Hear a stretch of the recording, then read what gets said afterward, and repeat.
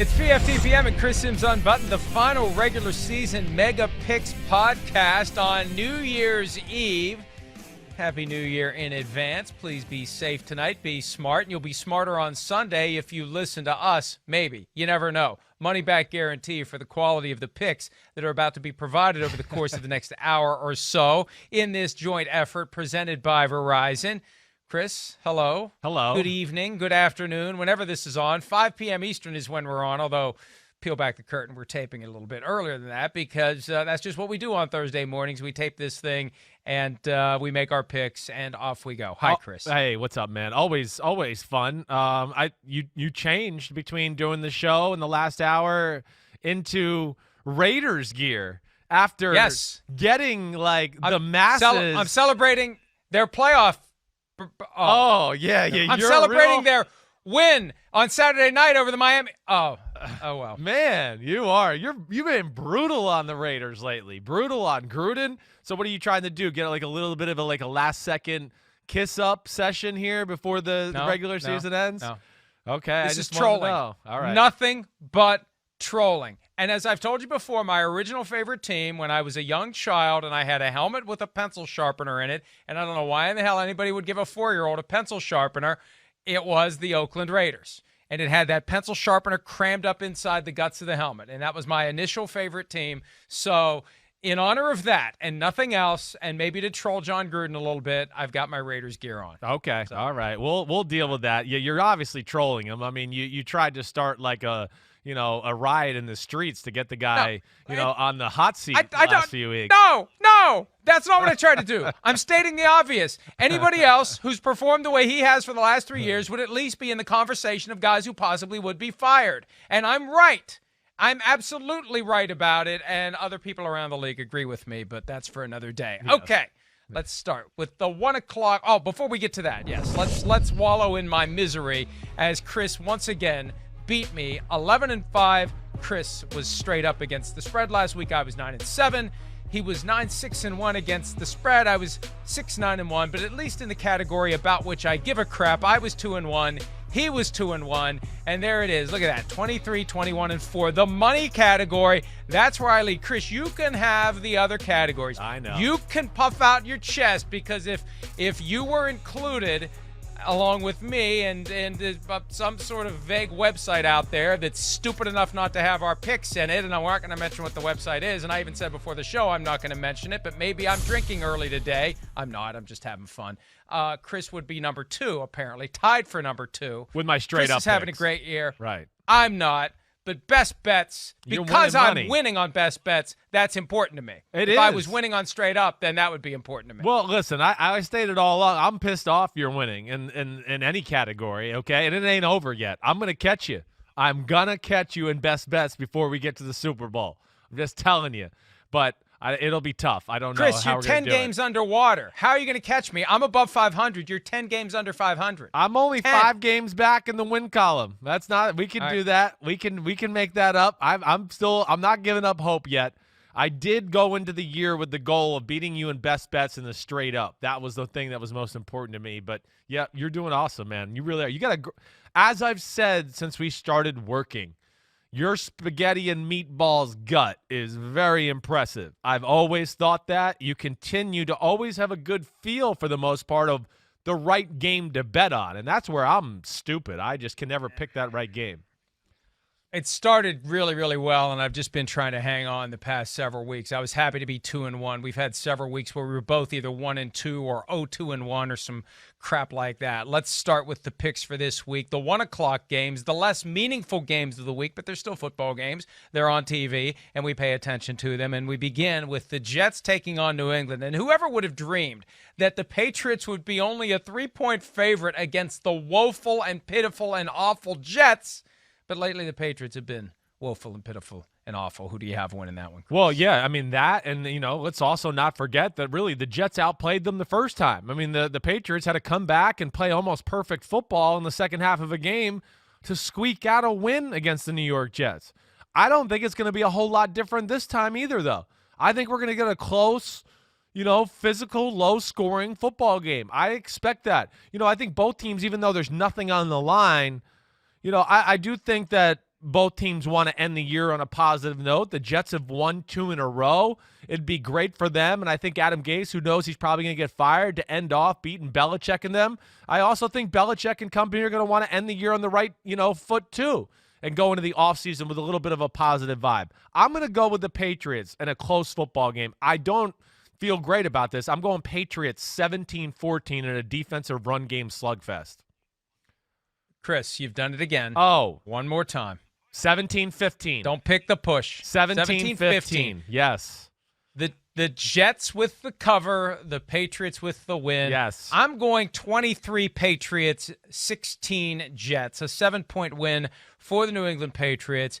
And it does seem like the hammer is going to fall on Adam Gase. But when you look at some of the things that Gase has said about Belichick and some of the things that Belichick has said about Gase, they need a quarterbacks coach in New England, and I have a feeling that's where Gase is going to land when the dust settles on the hiring cycle in 2021. So, yes, the Patriots complete the sweep. It's not going to be pretty, and it's just one of those games that they have to play because it's on the schedule. It means nothing to anyone for playoff purposes, one of a small handful of games that mean nothing. Here's one that means something. The Miami Dolphins trying to get back to the postseason for the first time since 2016. They go to Buffalo. Buffalo's a 2-point favorite. Sean McDermott, the coach of the Bills, said on Thursday morning he still hasn't made a decision about what to do, but he's going to do what's in the best interest of his team and his players, which would tend to imply guys are going to get some rest, which opens the door for the Bills to possibly lose that game to the Dolphins. They're currently 2-point favorites with an over-under of 44.5. Chris, who do you have? Yeah, I mean, it's a tough call because you don't know really what to expect.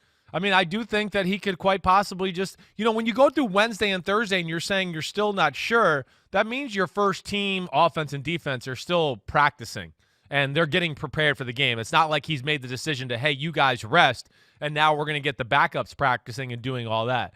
We've talked about the aspect of, if I'm Buffalo, my biggest goal this weekend is just to avoid Baltimore in the wild card round. I got to think there is some sort of scoreboard watching or worry about that to a degree. At least I would be worrying about it. I know you can't totally control it there. Also, to your point, you got a chance to knock out a division rival, and a division rival too that matches up pretty well with you. That's where I would be scared. That's that great secondary and that defense who doesn't allow a lot of points and those cover corners and they cause turnovers and all those things. Do you really want to have to deal with the Dolphins at some point either? Either way, I'm going at it as Buffalo's going to play their starters for the majority of the game, and I think they're going to win the game. I'm going to go 30-20 Buffalo. Hey, all those out there who are thinking about betting this game, of course, pay attention to what they say and do that as we get closer to the game. But I'm going into it approaching as Josh Allen. They're hot. Pedal to the metal. They had a late season bye week this year. They should be pretty fresh. They're rolling. I wouldn't want to break that momentum. 30-20 Bills. Yeah, and look, this is not a game that I would touch until I know what's happening come Sunday. Right. We're making the picks on Thursday. Not making excuses. We understand this is part of the reality. We got to make the picks, and I'm with you. I've got Bills 27, Dolphins 23, but who knows what's going to happen. I have a feeling it's going to be like week 3 of the preseason where we're going to see the Bills starters for all of the first half and maybe a drive of the second half and then put them on ice and let them have some time off and not worry about the Dolphins winning the game. But if there is a way to engineer not playing the Ravens, I'm with you, Chris. I would try to do that if I were the Bills, but there's only so much control I think you can exercise over this process. At some point, you just got to let it play out, and we'll see if the Dolphins are able to rise up with this scenario they're facing of lose and they're quite possibly out, win and they are in. All right, next game on the docket, the Baltimore Ravens. 13-point favorites on the road at Cincinnati. It's winning in for the Ravens, who lost to the Bengals 3 years ago in Week 17 to miss the playoffs. Ravens are hot. Bengals are too. Over under 44.5. Who do you have? Yeah, well, of course I'm going with the Ravens. I am. I mean, I respect the Bengals for how tough they're playing. Zach Taylor, the way his team's played for him. Tough football, competing, defense still plays with intensity, all that, trying to instill a little bit of a winning culture that can maybe carry over to 2021. I don't think they're going to fall asleep at the wheel, but I think, you just said it, Baltimore's going in the right direction for me. I mean, it's going this way. We've seen it the last few weeks. It's getting scary. That Monday night magical game against the Browns, I do think catapulted them a little bit and, gave them a little bit of a confidence, whatever, second gasp of air. But the way the running game's working against this Cincinnati defense who can't really stop the run, yeah, I worry about that. And the Bengals offense, it's been better lately. We've seen it make plays, definitely. Receivers are scary, running game going a little bit. But just like the Ravens offense, Baltimore's defense is starting to really peak too. They've gotten back to where they're pretty healthy on the defensive side of the ball, and I think they're going into Week 17 and into the playoffs, playing about as good football as they can play. And I'm going to go with Baltimore to dominate this game, Mike. 34-17, Baltimore wins. I've got 34-20. We think about it the exact same way. I think the fact that the Ravens lost to the Bengals in that Week 17 game 3 years ago will be a positive, even though there's a lot of guys there now who weren't there. But it's still amazing there. How much a roster changes in 3 years, but it's still there. John Harbaugh told me earlier this week it's something he was going to allude to with his guys, but he doesn't want them to be tight. Keep pushing, keep fighting. They've been great the past several weeks. And look, I don't think the Bengals are going to roll over, but I think the Ravens are that good at this point that even if the Bengals are playing to their full capacity, the Ravens still get it done. 34-20, clinching the playoff berth, and they become a dangerous team in the wild card round and possibly beyond. We'll stay in the division and stay in the state. Pittsburgh traveling to Cleveland. No Ben Roethlisberger. Mason Rudolph will get the start. Other Steelers players surely getting a rest. The Browns dealing with a COVID issue. Every day, another positive here or there, another name or two or more on the COVID-19 reserve list. Browns still favored by 10 points in this one, Chris. How do you see it playing out? It is. I saw the 10 points at first, and I went, whoa, that's a lot. And then, I wrote down my score after thinking about it, and I was like, okay, I can see it being around that range. I originally wrote down 27-17 and then looked at the spread and went, oh, man, I'm right there on it. And I went Browns 28-17. That's what I'm going to do for the football game. I am a little scared about that, though, as far as the spread covering part. I don't know. I guess there's a part of me that thinks Cleveland could play a little tight in the football game, even though the Steelers will be playing backups.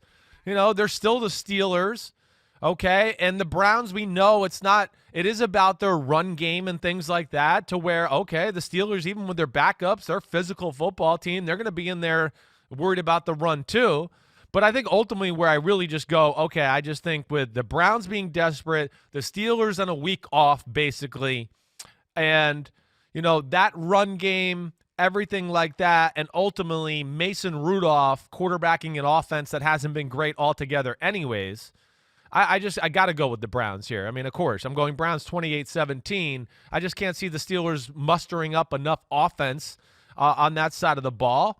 And I think with the way they throw and all that all the time, too, that just plays into the Browns' hands, their pass rush, everything like that. This is a different Browns team than the first matchup. Browns 28-17. Yeah, look, the Steelers' offense has been predominantly pass-based, and Mason Rudolph predominantly not a great quarterback. That really does add up to serious problems for the Steelers in a game that they don't seem to care about one way or the other. The Browns, if they can't win this game, they have no business being in the postseason. The question is, do they cover that 10-point spread? Man. I know. I could see it being 20-17 just as easily as I could see it being 28-17. I've got 24-20, and after listening to you, I thought about changing it. And last week when I listened to you in the Chiefs-Falcons game and changed it, it worked. So this week I'm not going to change it. I'm going to stick with my original instinct. I'm going to stick with the idea that the Browns win, but they don't cover. It's still a hard-fought, close game. Too many Browns players absent. We don't know who all won't be there. I just think 10 points is a hell of a spread for the Browns to try to cover. And it's going to be, I think it's going to be one of those games where it's going to be a convincing win of less than 10 points, if that makes any sense. I hear you. Where it's not going to feel like they're in jeopardy. It's not like the Steelers are going to be at the 2-yard line with 5 seconds left trying to go for the win. It's going to be, I think it'll be 24-13, and then there's some sort of a garbage time touchdown by the Steelers to make it 24-20 after the Browns have called off the Dogs. So that's why I'm sticking with 24-20, although I do think the Browns win, and if they don't, they deserve all the criticism that comes along with blowing their chance at the postseason, but they would at least finish 10-6 for the first time in 13 14 years. Next up, a game that is totally meaningless, the Minnesota Vikings at the Detroit Lions. 7-point favorites are the Minnesota Vikings, even though Dalvin Cook won't be with the team. His father, only 46 years old, passed away this week, so condolences to Dalvin Cook. That's just awful, awful stuff. Vikings have plenty of injuries. Surely they're trying to finish the season on a high note. I look at these two teams and I say, really, who cares about this last game? You're better off losing it and ending up with a higher draft pick, frankly. What's the difference between 6-9, 7-9, 6-10? Who really cares? But, whoever's on the field will be trying, Chris. Who comes out of this thing with the victory? 7-point favorite, Vikings, 54-point over-under. Yeah, like you're right. Who cares, right? Okay, and, okay, there's that aspect. I expect it to be a lot of offense in this football game. I do. I mean, neither defense is good. I mean, we think Matthew Stafford's going to play, right? I mean, that's what I'm – He did not practice yesterday. He's got rib, ankle, and thumb injuries. Man, yeah, well, that's a game changer to me because, I mean, of course, if it's Chase Daniel, take 14 points off the board, take 10 points off the board. Who knows? I don't know. But that's really, I mean, at least that. And Matthew Stafford's worth that, and especially against the Vikings, who we know are, capable of letting up a lot of big plays. So Matthew Stafford is a huge aspect of this game. But I don't care even if he plays or doesn't. I'm picking the Vikings. The Vikings won. Yeah, there's no Dalvin Cook, but we know they're gonna be able to run the football. I'm not gonna have any doubt about that. I just think the Kirk Cousins, Mike Zimmer, the Vikings are gonna have a little more pride to want to finish the season out the right way. I do think that they'll want to be looking more at 7-9 instead of 6-10. Where Detroit, it's over. That thing's getting blown up. See you later, sayonara, bye-bye. I think the Vikings will have a little more pride. That's all I'm going to break it down to because that's all it comes down to in this one. 31-27 Vikings. I got 27-17 Vikings, so you have the Vikings not covering. I think they will. And I think Mike Zimmer has been up their butts, Joe Boo, all week long after what happened on Christmas Day. And those Vikings defensive players are going to want to go out on a high note. Yeah. And, yeah, it sucks getting injured in the last game of the season and going into the offseason worrying about possible surgery and rehab and all that. They're not going to care. One game left. They're going to go for it, and they're going to handle the Lions, and I think they're going to cover, and I don't think it's going to matter other than it's going to give the Lions a little bit of a higher spot in the draft order and the Vikings a little bit of a lower spot. Dallas at the Giants. The Giants are 2-point favorites in this game. I'm looking at this, and it's like, yeah, Dallas is the – No, they're underdogs. The Giants are the underdogs. Minus plus. Hey, don't put me around a car battery with the red and the positive, negative. You don't want that. No. The Cowboys are the 2-point favorites over the Giants. 44.5-point underdog. What threw me is it's a 1 o'clock game. You would expect Dallas and the Giants to be at 4:25 p.m. Eastern. How the mighty have fallen in the NFC East. The winner still has a chance to win the division. Chris, who wins this game and by how many? I mean, this is a close one. I think the New York Giants really match up well with the Dallas Cowboys. I really do in a lot of ways. I do wish Daniel Jones was a little healthier and could move and run a little bit. That would be big in this game because the Cowboys have the worst run defense in football. The Giants do have an overpowering offensive line at times. But there's just not a lot other things to worry about in that Giants offense, and that allows teams to, put all their eggs into the stop the run game basket. But they should be able to get some one-on-one matchups with Darius Slayton, who tore them up the last time. I know Dallas is playing better. There's no doubt. If I'm the New York Giants, the big thing to me, and this is why I'm going to take the Giants to win this football game, Mike. I don't know. Sunday, NFC East out here in New York. I think they match up well. And the biggest reason I'm going to take them is because of their D-line. I could see them using a similar type of game plan that they did with the Seattle Seahawks, which was basically don't let Russell Wilson and DK Metcalf beat us. That's got to be the approach to me with the Dallas Cowboys. It's don't let these receivers beat us. So play too deep, and let your Giants, like literally and figuratively, your Giants on the D-line, stop the run game. It's not an overly impressive run game by the Cowboys. I'm going to play that Patrick Graham comes up with something special, and the Giants find a way to win this football game 20-17 at home. 20-17 G-Men. I think your Giants fandom is influencing your assessment of this one. The Cowboys have started to figure it out, and the Cowboys have had a talented roster all year. And yes, the loss of Dak Prescott in the last Giants-Cowboys game with that badly broken ankle, that has made it harder for the Cowboys to be as good as they can be. But they have improved. Ezekiel Elliott, after hearing this talk of maybe Tony Pollard should be the starting running back, we saw a higher level of performance from him. Andy Dalton played well. They've got too many receivers to cover. CeeDee Lamb, Michael Gallup, Amari Cooper. There's too much there for the Giants to deal with, I think. And also the possibility that the Cowboys end up winning the division and hosting a playoff game, that gives them an extra kick, too. They can prove a lot of people wrong. There was that salty Ezekiel Elliott comment earlier this week. If you gave up on us 5 or 6 weeks ago, we don't want you back on the bandwagon. Well, hey, yeah, you may win the division at 7-9. Good for you, Jack. But still, that's enough, I think, for the Cowboys to pull it off. And I'm astounded. I just assumed all week, and this is why I screwed up who's the favorite, who's the underdog. I saw this as a 1 o'clock game, and I'm thinking this isn't a 1 o'clock game. It's 4:25 p.m. Eastern. It's the Cowboys and the Giants. How is it not 4:25 p.m. Eastern? The mere fact that they put this at 1 o'clock just tells you how little sizzle there is in that division. Washington and Philly gets the primetime game, and these guys are relegated to 1 o'clock Eastern. This used to be the game the networks would get into a tug of war over. Cowboys-Giants. Got to have Cowboys-Giants. It's a huge rating. It's a big game. 1 o'clock Eastern. But I still think the Cowboys pulled it off. And if Washington loses on Sunday night, the Cowboys will be hosting most likely the Buccaneers. And speaking of the Buccaneers, Atlanta at Tampa Bay. What's your score for that Dallas Giants? Oh, 27-20. 27-20. Okay. Cowboys win. 27-20. Cool. Is that what I got? Yes, 27-20. All right. Let's move on to the Atlanta Falcons and the Tampa Bay Buccaneers. The Bucs, 6.5-point favorites, over under of 50.5. Bruce Arians has said repeatedly they are playing to win. They want the 5 seed because they want to go play the NFC East champion next weekend. Who do you have and by how many, Chris? Well, I mean, I'm going to take the Buccaneers to win the football game. I mean, I think they're playing really good football, but I don't think this is going to be just like some landslide.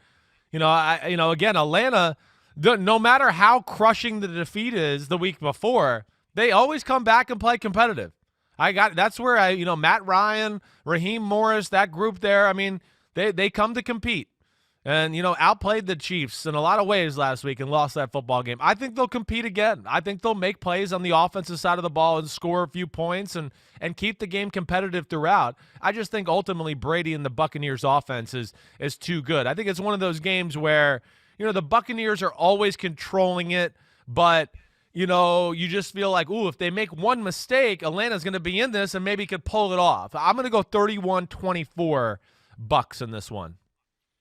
I disagree with you on this one. I think between blowing the 17-point halftime lead to Tampa Bay 2 weeks ago, having the blown opportunity to beat the Chiefs, I think the tank is empty for the Falcons. I think it's time to pack it up and go home. 34-20, Buccaneers win, and it may not be that close. I just hate picking blowouts. Like, I really wanted to pick a blowout last week of the Bills over the Patriots, and I didn't do it. I want to do it here. I won't. 14 is enough. Bucs win, 34-20. We take a break, and when we return, we start diving into a mammoth late afternoon slate for Week 17. We'll do that on PFTPM and Chris Simms Unbuttoned right after this.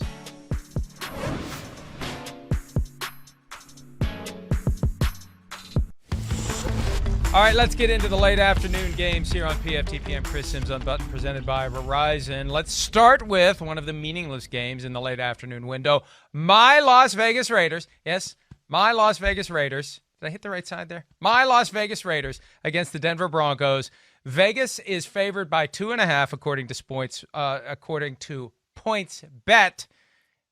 Who do you like, Chris? Well, this is one, I mean, no meaning in the game, right? So you got to go into just like what you think. I try to put myself in, the shoes of back in the day, maybe when I was in these type of positions and everything like that.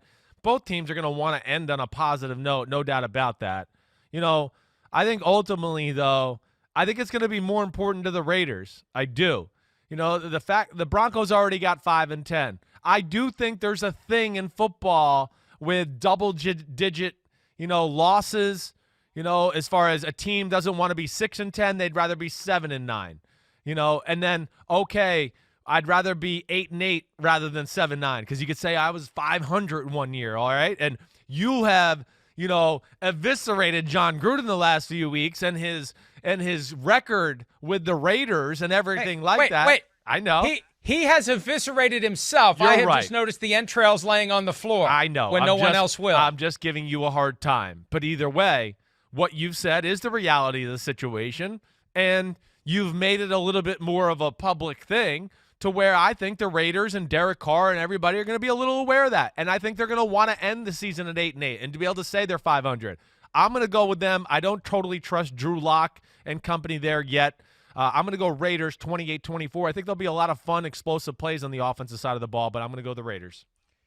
Hey, let me tell you, if they are looking for motivation in Week 17 and finding it in me pointing out the obvious flaws and failures of the team since John Gruden returned, they got far bigger problems than I ever would have imagined. I still like the Raiders to win this game by the score of 24-17. I like them to cover. The over-under is 51. I don't think there's going to be that many points. I just think the Broncos, Vic Fangio's got his vote of confidence. He'll be back. The Raiders salty after the way things have gone down. This is a way for them to kind of pull the train into the station, feeling good about themselves and looking for a brighter future that may or may not be there. We'll see in 2021. Let's move on to a game that is also meaningless because one team is the 1 seed and the other team is done. But the Chargers have won 3 in a row. They're trying to wrap up on a high note with 4 straight victories. They are 3.5-point favorites because Patrick Mahomes will not be playing. Chad Henne gets the start for the Chiefs.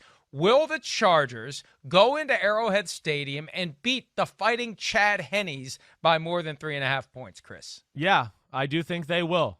A little of the same logic I just said. Again, I think Anthony Lynn, who hasn't been given the notice that he's going to get fired, I think he's going to look at it and go 7-9 is going to look a lot better than 6-10. That's going to be important to them. And I think the Chiefs, they're worn out. They're worn out. Like you've said a million times, the bullseye's been on their chest all year long. They're taking the week off. Mahomes has been hit so much the last few weeks.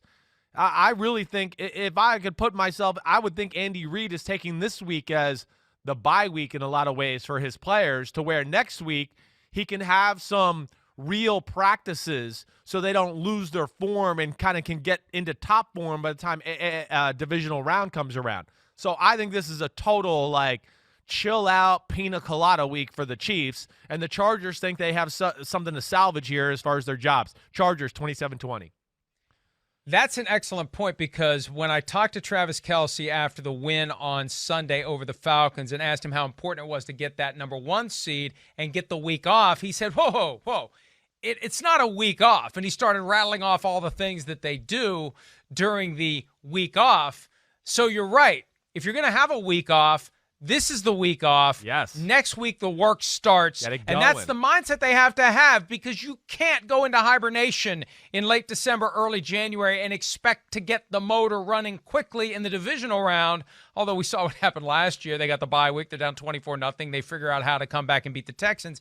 But, yeah, I think next week, I think the message is this week's easy. Next week is work as we begin the process of getting ready for the divisional round so we don't fall behind by 24 points and don't have to worry about these games where you're down double digits every playoff game. So I agree with you. I think the Chargers win, and the Chargers win easily, and I'm looking for the pick. I've got the Chargers. I kept it close, even though it's 3.5-point spread. I'll go 27-23. It's probably going to be more than that. The Chargers to win, the Chargers to cover.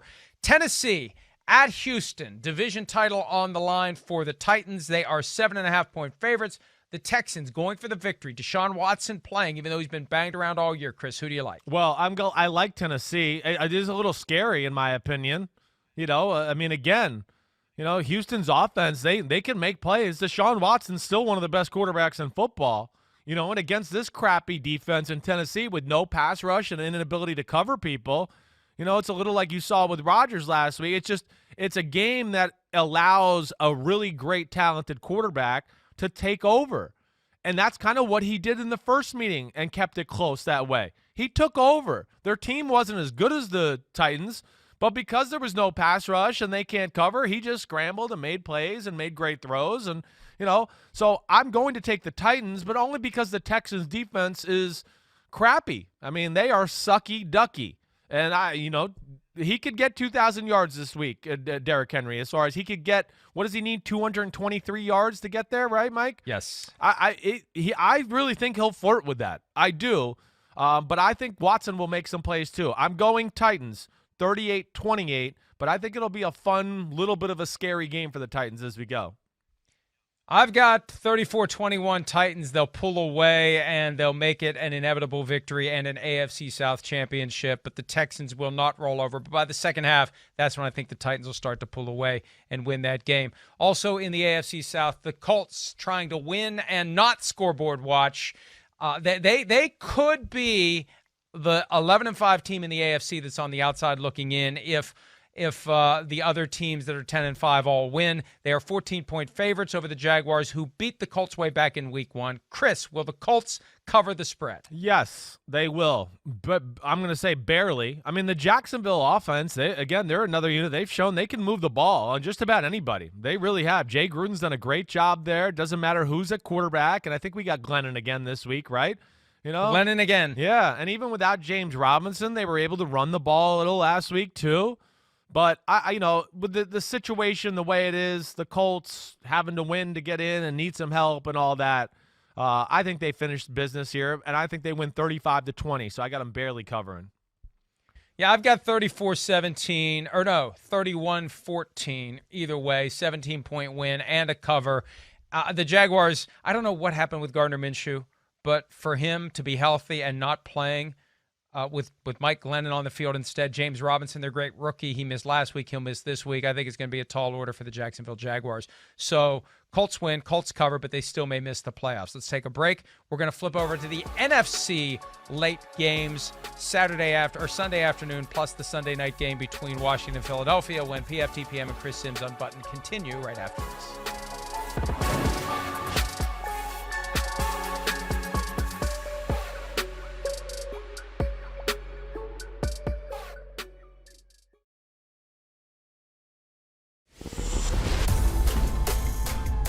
PFTPM, Chris Simms Unbuttoned. We get into the late afternoon NFC games plus the primetime game presented by Verizon. Let's get into it. Beginning, Chris, with the New Orleans Saints, 6.5-point favorites at the Carolina Panthers. Remember, it was a close game between the Panthers and the Saints earlier this year.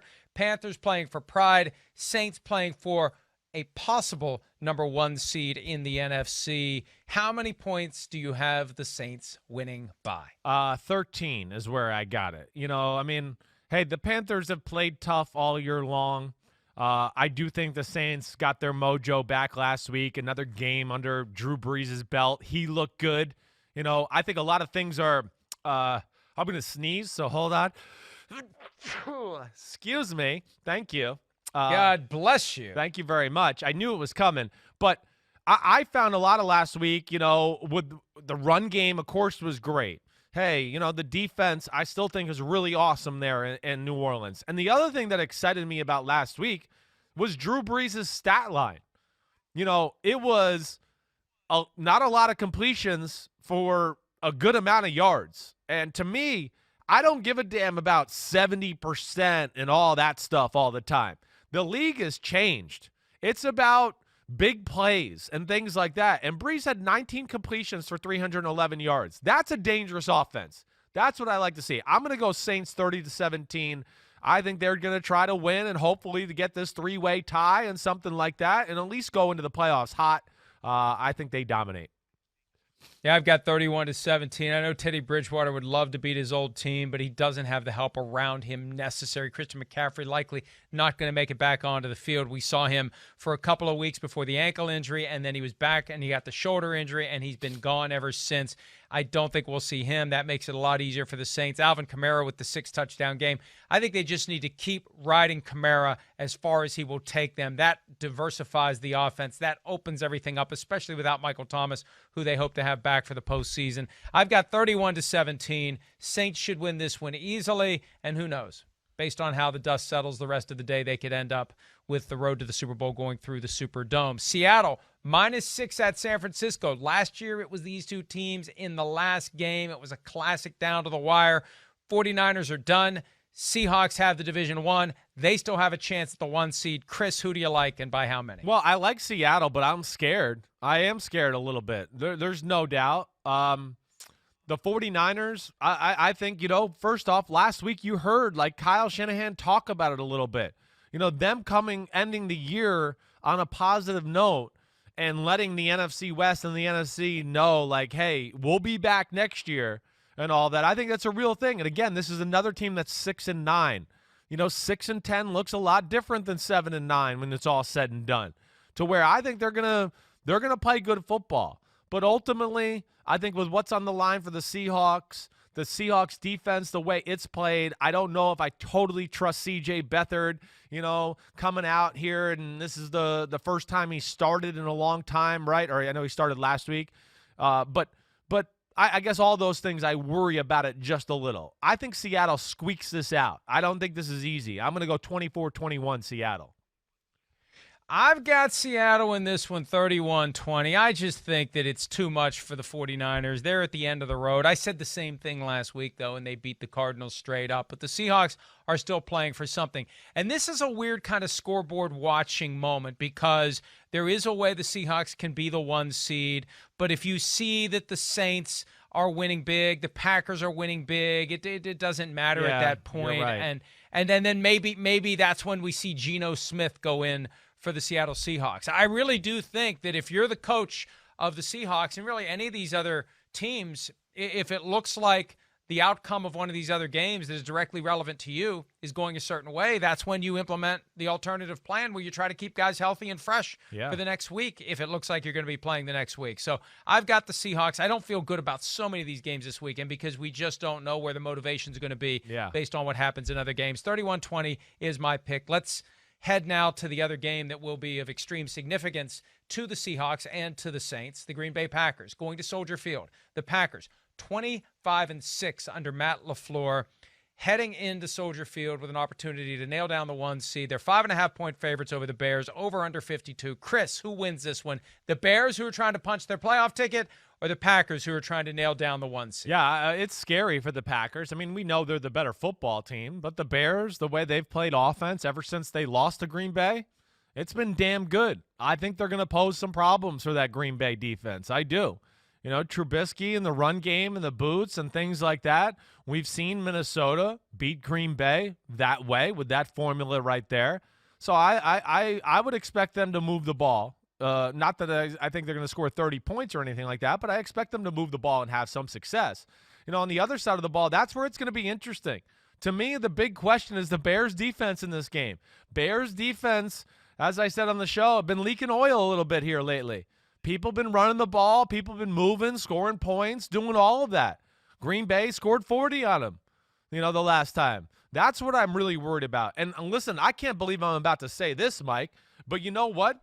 Green Bay, the Bears, they got to stop something in this game. The first time around, they tried to we'll try to stop a little of the run and a little of the pass, and they stopped nothing. It was just run for 10, throw for 30, run for 10, throw for 30. They did nothing.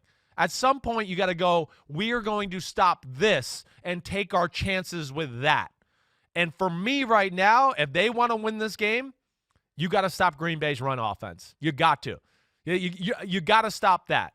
They're running the ball right now at a clip where I just go, they're dominant. You better be careful. And I know that's crazy I'm saying that because it's Aaron Rodgers and everything there. I get that. But here's my logic. If you let them run the ball, if they've run the ball at all with a little success, you're done. Then Rodgers and the play action pass and his boots and all that, he's going to tear your ass up. That's what he's going to do. So I would rather play, let's stop the run, and maybe that makes the play action and boots a little less effective. And Green Bay's drop-back pass game is not like the most creative thing I've ever seen in the world. And I would go, okay, we're going to stop the run, and I'm going to take my chances on my game planning and things like that to say I can stop a little of the pass in just some big moments, and we'll see where it goes from there. But I am taking Green Bay 27-24. I think it's going to be a close game. After Green Bay's most recent loss, the overtime defeat at Indianapolis, they have been on a tear. Their running game has been great. They are well over 100 yards rushing every game for the last 5. So, it's a point well made, Chris, that the running game has finally arrived for Green Bay just in time for the cold weather games, just in time for the high-stakes games, and it's a great complement to a passing game that is led by Aaron Rodgers. And, yeah, if you take away the running game, you still got Aaron Rodgers and Devontae Adams. That's right. But that flexibility they currently have to keep a defense on its heels when your quarterback is Aaron Rodgers, it makes it a lot easier to win the game. I've got Packers 30, Bears 23. I kind of wanted to give the Packers another touchdown. I think it's going to get out of hand, and I think the Bears are just going to be hoping that the Cardinals lose to the Rams, and that's how the Bears finish one of the more unlikely playoff runs we've seen in recent years. 5-1, then lose 6 in a row, then wake up down the stretch. I think they back into the playoffs if they're going to get in at all. They're not. I would be stunned if they beat the Packers on Sunday, because the Packers know the value of that 1 seed after beating the Titans in the snow on Sunday night of Week 16. All right, let's flip it over to the other game that will be directly relevant to the Chicago Bears. Arizona, -3 at the Rams. Rams, no Jared Goff. John Wolford at quarterback. No Cooper Kupp. He tested positive for COVID-19. Running back, Darrell Henderson on IR. Cam Akers has a high ankle sprain. Malcolm Brown has a bad shoulder. They may have to go with some guys who have never had an offensive snap, at least not this year. It's going to be a potential mess for the Rams. But on the other side of the ball, Kyler Murray, leg injury, says he's going to play. When he played with the shoulder injury early this year, he was clearly less effective. I worry about the Cardinals in this one, Chris, even with the diminished Rams. They still have Sean McVay. And, yeah, you can say all you want about John Wolford. He's been the backup all year long for a reason. McVay believes in him. And I have a feeling he's not going to play all that poorly when he gets the chance on Sunday. I'm with you. And, I feel like you're going to pick the Rams to win the game, just by what I heard you say, even with Green Bay, Chicago. You said Chicago might back into the playoffs, even losing. So I think you tipped your hand there. But I agree with you in what you just said, at least. I don't know where you're going to pick. The Rams, yes, they still have McVay in an effective offensive formula. Just by the way they talk, I feel like they expect Cam Akers to play. We don't know that, but I'm just speculating. Yeah, then if not, might have to rely on some rookie running back. Okay, that's a little scary, but, as we've seen, there's a lot of running backs in this league that can, move the chains and get first downs, whether we know them or not. And the big thing is the Rams' defense. The Rams' defense it's super, and it really matches up well with Arizona and this spread offense and all that stuff, and then you're going to talk to me, Kyler Murray might not be able to run full speed. He can't run away or make a play against them when he is at full speed. I think he'll have a really hard time if he's not at 100%. They have Jalen Ramsey to shut down DeAndre Hopkins, Floyd and Donald to chase down Kyler Murray. I just think they match up too well, and their defense really dominated Arizona's offense the first time around. I'm going to go 2017 Rams, Mike, even with Wolford. I've got 27-20 Rams with Wolford. I just think Wolford's going to be a pleasant surprise, and I love the chaos that will flow from it when people say, why are we paying all that money to Jared Goff, Rams, if you can put another guy in there and he can get it done? And I think he will get it done, at least for 1 week. The way that plays out, the Cardinals are the ones who end up missing the playoffs at 8-8, and the Bears get in at 8-8 as the 7th seed in the NFC. All right, Sunday Night Football, win and in for the Washington football team. 1.5-point favorites at Philadelphia with an over-under of 43.5. If Washington loses, the winner of the Cowboys-Giants game wins the division. Chris, who will be representing the NFC East at home in the wild card round? New York Giants. Here we go, Giants. Here we go. Here we go, Giants. Here we go. Yeah, that's right. I'm picking Philadelphia to beat Washington. I am. I mean, listen, this is a tough one to call. Washington plays close against everybody. I think we could bring a high school team out to play Washington, and they'd find a way to win the game 17-14. That's just what they do.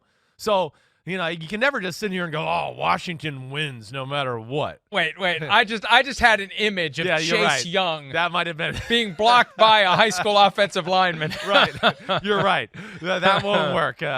But you got my point, or what I'm saying. They don't blow anybody out. So I expect it to be a close game regardless. Alex Smith playing, of course, what happens there, that's a big factor in the game. Taylor Heineke, I like what he can do, but he could easily, a guy who hasn't played a lot, mess the game up too, from that standpoint. I'm expecting Alex Smith.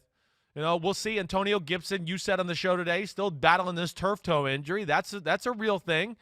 Terry McLaurin, it doesn't look good for him. He was in a walking boot. He's the best player on their offense. He's the scariest weapon. And I think without all the weapons to worry about in the pass game, and not a real crazy pass game to begin with the football team, that I think Philadelphia will be able to stop the run game. And then I think with Jalen Hurts, like we've seen, he's taken care of the ball for the most part since he's been a starting quarterback. Last week he threw an interception. I know. It was a desperate situation where he had to make a play, and he threw a pick.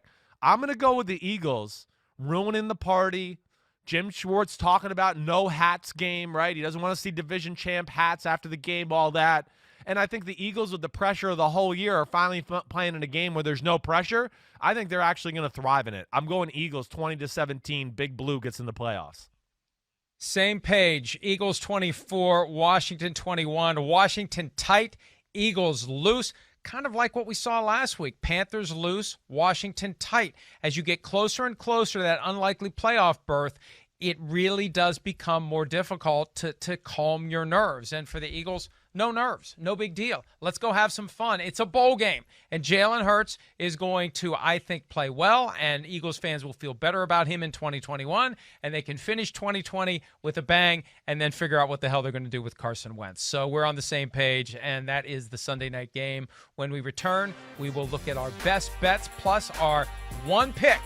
Our Folsom Prison Blues pick, the one pick if we were lying dead in a gutter that we would make this week. We'll do that when PFTPM and Chris Simms Unbuttoned continue right after this. Best bets time for the final regular season Sunday of the 2020 NFL campaign.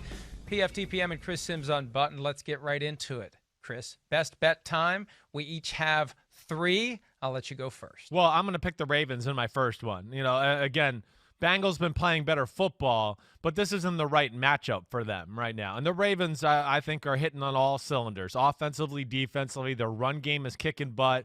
The Bengals have a really bad run defense. David Johnson and the Houston Texans ran for over 100 yards. Houston Texans can't run the ball. That's not good when Lamar and people are coming into town. So, yeah, I'm going Ravens 34-17 in a blowout, and I think it could be worse than that.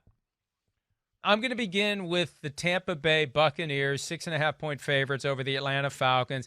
I think the Falcons are broken after the last 2 weeks. They blew the 17-point lead at the half against the Buccaneers. Then they lost a game they could have and should have won against the Kansas City Chiefs.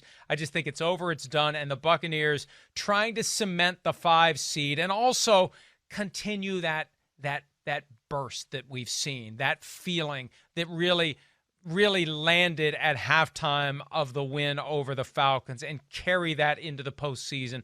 I think the Buccaneers win that game easily, Chris. Yep. Okay. I'm be interested. That one's, I could see it going down that way, but man, the Falcons, I thought they were going to give up like 6 different times this year, and they continue to be resilient and fight back. So we'll see. I think it'll be a little closer than you do. My turn, right? Sorry. All right, what's your next one? Yep, my next one, I'm going the Saints over the Panthers. The Saints, to me, clearly the better football team. It's been a nice year for the Carolina Panthers and everything like that, no doubt. But I think the Saints got back on track last week. And their defense, again, I think a lot of it there. Offensively, I think they're clicking in all phases. Drew Brees feeling comfortable, everything like that. The chance it's still the 1 seed, still viable there, everything. They're going to want to go in the playoffs, peaking at the right time. I got Saints 30-17. I'm going with them. Yeah, look, I thought about that one, but I'm going to go with one that I think was clearly sealed when Andy Reid announced this week that Patrick Mahomes won't play. The Chiefs, as we discussed earlier, this is their week off, not their bye week where you work and you prepare and you grind a little bit. This is relax. This is where the 1 seed. This is it doesn't matter. Chargers as 2.5-point favorites at Arrowhead Stadium. Boy, if you'd have told Anthony Lynn in week 1 you were going to be favored on the road against the Chiefs in week 17, he'd have been pretty excited about the season to come. No, but they can still finish with a 4-game winning streak. I think they will. I think they'll cover. because, as we've established, the Chiefs really don't care about this one. Chargers win. That's my second best bet. What's your third one, Chris? That game, you got a lot of guts for going there. I mean, I want to pick that game. I got it starred here. I don't know what it is. I'm a little scared of it. I'm gonna go with the Titans and the 7.5. And let me just say, in full transparency, I'm scared. I think that, I wouldn't be shocked if Deshaun Watson made it close and the Titans win by 3 points. But I also can sit here and go, I think Tennessee could win by 25 points and just smash them into oblivion with the run game and all that. So I'm going to go with the Titans, that they bounce back and get things straight. I got them winning by 10. I'm going to go with them. I've got the Packers at Soldier Field giving 5.5 to the Bears. We talked during PFT Live today about how Aaron Rodgers really wants to win the MVP. They lose that game, he's not winning the MVP. They need that 1 seed, I think, for him to nail it down. So I like them to win. I like them to cover. What's your Folsom Prison Blues pick this week, Chris? Well, the New Orleans over the Carolina Panthers. There's no way they lose to the Panthers. No way. I didn't make the Ravens one of my best bets. I thought about it. 13 is too much for me. But the Ravens are my team that will win no matter what this week, especially because it was 3 years ago when the Bengals beat the Ravens to keep the Ravens out of the playoffs. These Ravens are hot, and they're going to be dangerous, and they're going to punch their ticket on Sunday by beating the Bengals. That's it. Happy New Year to everybody. Enjoy the games. We'll see you back here again real soon. Happy New Year. See ya.